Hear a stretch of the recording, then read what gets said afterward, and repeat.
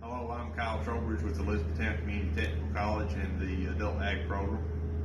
Today we're going to talk about looking at your no-till planter row unit and making repairs. As you can see, here is our no-till on our Kinze planter here. No-tills, when the no-till disc when it is new, should be 16 inches. I like to run them to about 1 inch, which would be a wire, which would be 15 inch, or until they start to cup. When they start to cup, that means they're going to start wearing fast and they need to be replaced. As you can see here also, the bearing is getting wore and needs to be replaced. What I would recommend with that is when you replace the blade, replace the bearing.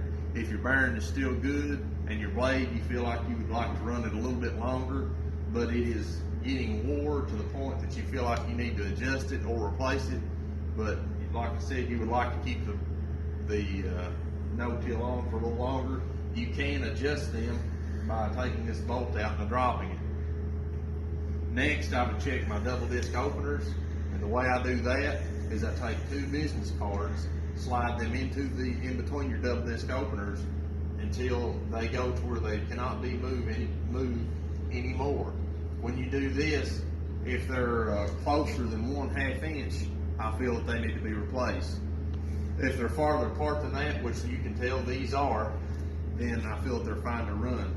You also want to make sure that you turn the blade at least 4 times and check on 4 different sides to make sure that the bearing isn't wore or getting loose and that the discs are not sprung. That way that you're getting the true V that the openers were designed to have. Next, I would check my gauge wheel arm and gauge wheel bearing. And how I do that is I spin the wheel and shake and see if there's any play in the bushings or in the bearings of this wheel. This one seems to be fairly tight. It's been replaced, been updated with a new style wheel. If your gauge wheel arm is wore and you have an older planter, like say for example a 7000 John Deere, there are several different parts manufacturers that make replacement parts to where you can have, if the stub on your, for example, 7000 Deere has got wore and it's hard to get it to where, that it fits tight the way it needs to be, they make oversized bushing kits for those planters, allowing them to tighten them back up to keep using that same planter. Next, I would check my my closing wheel and closing wheel tail. The way I do that is I spin the wheels.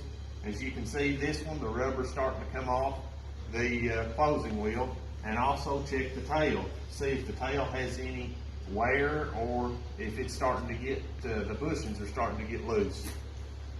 Also make sure you check your spring on your closing wheel to see if it has tension or is losing tension. That way that if, when you're planting next spring, and you're in the field, that you do not have to have a breakdown in the field and have to replace it. Thank you.